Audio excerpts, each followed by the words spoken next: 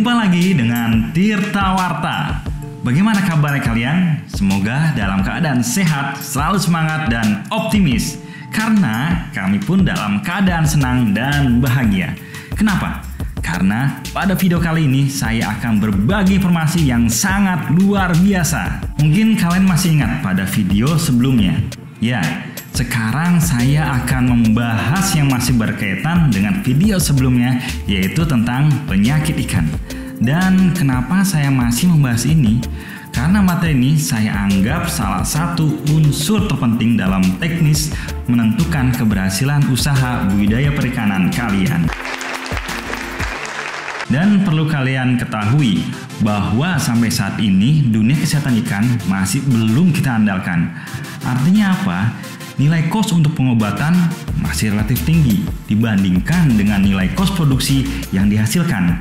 Sehingga kita hanya mampu untuk menanggulangi dan mencegah terjadinya serangan penyakit pada ikan yang kita pelihara.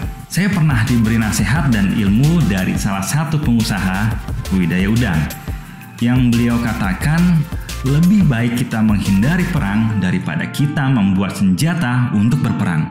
Pemikiran sangat luar biasa. Ini tujuan video yang kami buat, agar kalian lebih memahami dan mengenal manajemen penyakit ikan, sehingga kita mampu untuk menekan siklus hidup penyakit itu sendiri. Ingat, jangan berperang, hindari perang. Oke, pada video sebelumnya yaitu tentang mekanisme penyebaran penyakit ikan. Silakan bagi kalian yang belum menonton bisa tonton di sini. Setelah kalian tonton video tersebut, kalian mengetahui bagaimana penyakit atau patogen itu dapat berkembang di lingkungan perairan dan mampu menyerang ikan yang kalian pelihara.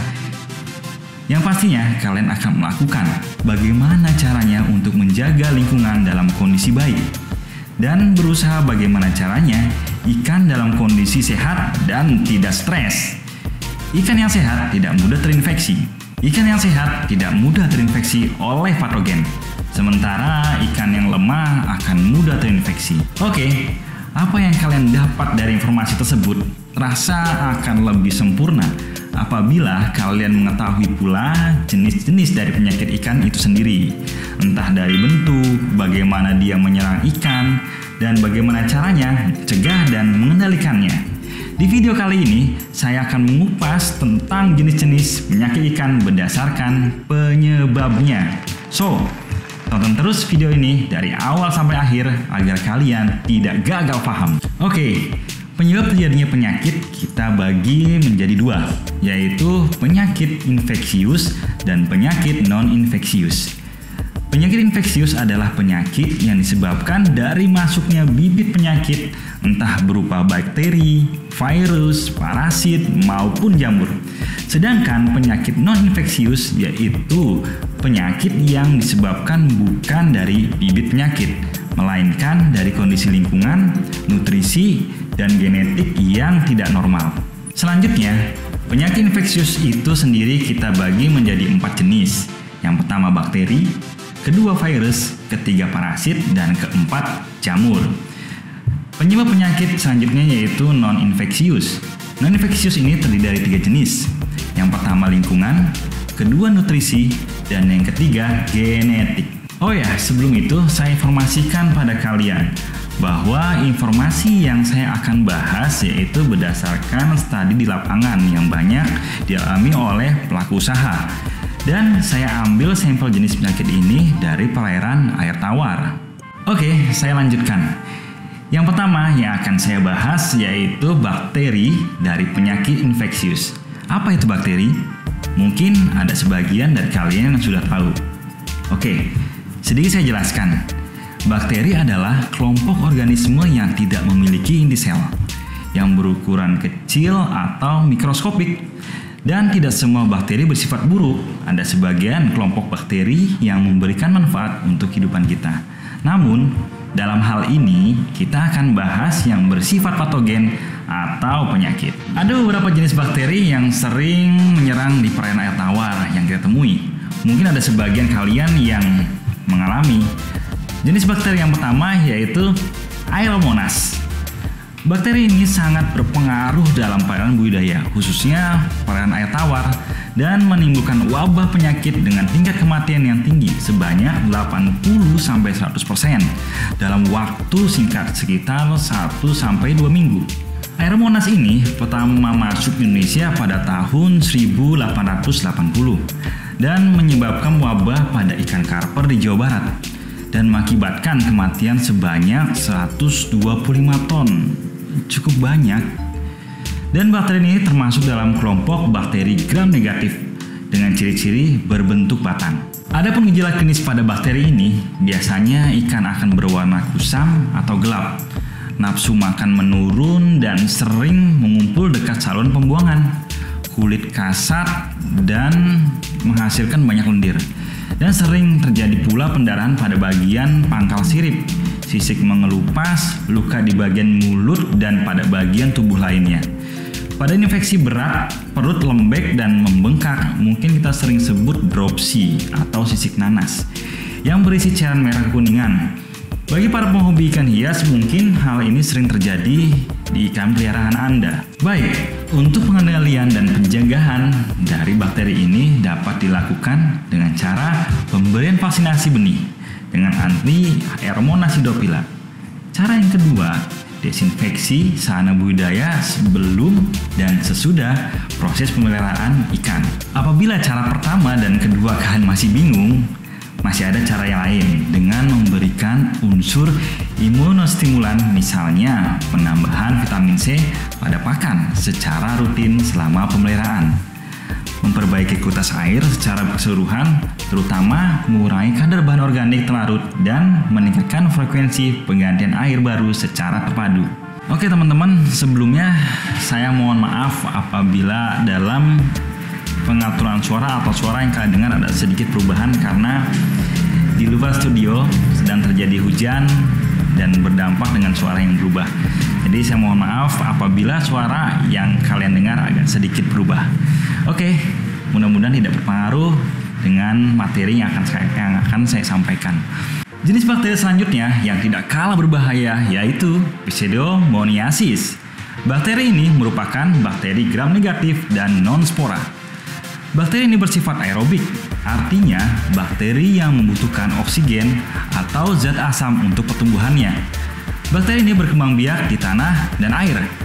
Pseudomoniasis ini merupakan agen penyakit yang sangat berbahaya, terutama pada perairan air tawar, serta dapat mengakibatkan kematian yang tinggi.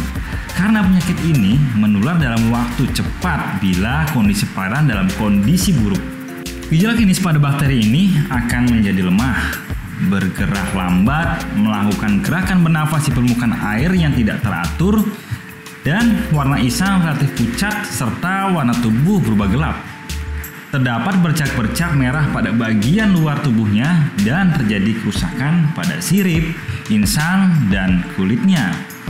Bakteri ini pun menimbulkan lendir berlebih, kemudian timbul pendarahan. Ekor dan sirip rontok, membusuk, dan ikan menjadi kembung atau dropsy. Karena bakteri ini berbahaya, maka kalian pandai mengendalikan atau mencegah penyakit itu berkembang dengan cara memperbaiki kualitas air secara keseluruhan, terutama pergantian air secara berkala, mengurangi pemberian pakan yang berlebih yang dapat menurunkan kualitas air perairan. Adapun untuk pengobatan penyakit ini, kalian bisa melakukan perendaman ikan yang terinfeksi dalam larutan PK atau methylene blue sebanyak 20 ppm selama 30 menit. Jenis bakteri yang ketiga yang saya akan bahas yaitu Streptococcus. Bakteri ini bersifat bakteri gram positif, berbentuk bulat, oval, membentuk rantai pendek, panjang, dan berpasangan. Bulat oval, pendek panjang, maksudnya ya seperti itulah. Yang bisa kalian lihat contohnya pada gambar. Target organ infeksi bakteri ini banyak ditemukan di otak dan mata.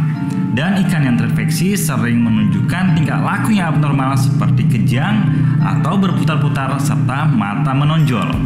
Bakteri ini berkaitan dengan kondisi stres pada ikan yang disebabkan karena kepadatan tinggi, bahan organik pada perairan tinggi, oksigen rendah, kualitas air yang buruk, dan fluktuatif suhu yang ekstrim.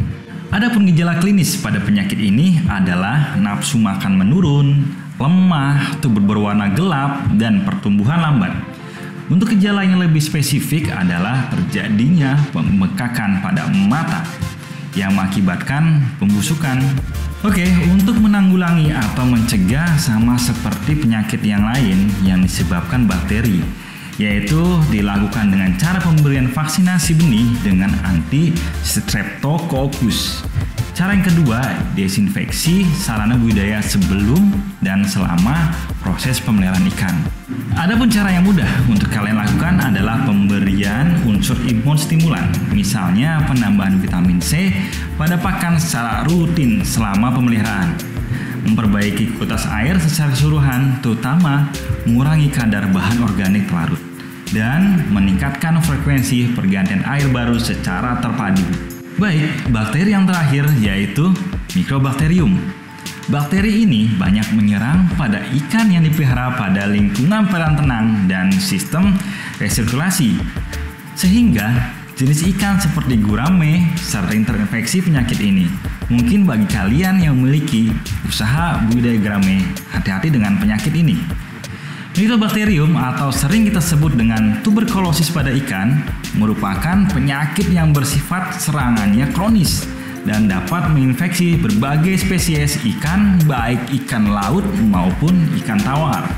Gejala klinis dari penyakit ini adalah mata menonjol, adanya benjolan pada tubuh dan terdapat bintil-bintil berwarna putih pada daging, ginjal, hati, dan limfa. Apabila penyakit menginfeksi kulit, maka akan timbul bercak-bercak merah dan berkembangnya luka. Sirip dan ekor biasanya geripis. Pada fase infeksi lanjut, secara internal telah terjadi pembengkakan empedu, ginjal, dan hati. Namun, gejala penyakit ini tidak selalu nampak dan bervariasi antara individu ikan yang terserang. Pencegahan dan penanggulangan masih sama, yaitu dilakukan dengan cara pemberian vaksinasi benih dengan anti-Mycobacterium. Lalu, desinfeksi sarana budidaya sebelum dan selama proses pemeliharaan ikan, atau dapat diterapkan penambahan vitamin C pada pakan. Oke, pada video selanjutnya saya akan membahas tentang penyakit yang berjenis jamur, parasit, dan virus, serta penyakit non-infeksius lainnya. Jadi, bagi kalian yang memiliki informasi lainnya tentang penyakit yang berjenis bakteri yang belum saya jelaskan tadi, silakan untuk mengisi di kolom komentar. Apabila video ini bermanfaat, silakan subscribe, like, dan bagikan ke teman-teman kalian. Ikuti terus channel ini agar kalian dapat informasi terupdate dari dunia perikanan. Terima kasih dan sampai jumpa. Ciao, ciao.